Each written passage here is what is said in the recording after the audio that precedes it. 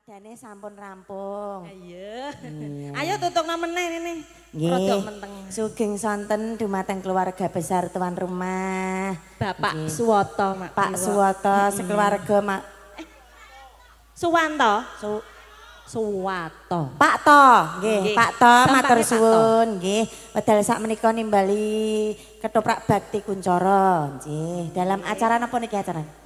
Hitan. Sing disunatno sapa? Ya anake cilik lanang kok iso. Jenenge Irul, nggih. Irul. Kagem Dek Irul ndang mari nggone sunat ya Le. Ya. Muga-muga dadi bocah sing soleh, Amin, dadi bocah amin, amin. sing tansaya pinter, migunani tumrap nusa bangsa lan agama, ngabekti marang wong tuwa. Muga-muga iso mikul dhuwur mendem jero asmane wong tuwa. Aman, cepat sembuh, cepat berada di bangku sekolahan. Semoga Nggih. menjadi anak yang sukses ke depannya. Amin. Amin. Nggih. Pokoke selamat seger waras, gampang anggone golek rezeki. Kagem jenenganipun Pak To sekeluarga. Nggih, bersama artis-artis Bakti Kuncoro.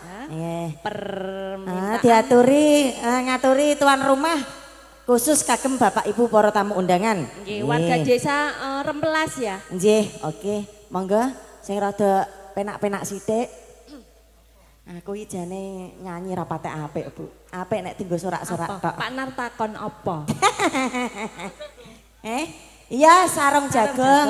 Iki pamundhutane ana sarung jagung. Mbak Kakung nggih. Ning iki mang wis kadung mireng suarane Bu Sinden loro iki apik-apik ya engko sing nyanyi sarung jagung Bu Sinden loro. Bu Sinden loro engko adate kaya wingi tok saweran neh lho. Ya ora apa-apa ya malah alhamdulillah alhamdulillah. rezekiku ya didum karo sing kuwasa. Iya. Aku ngetutno tapi ya sithik-sithik. Monggo. Niki kelangenan ingkang sepuh-sepuh spesial kagem tuan rumah.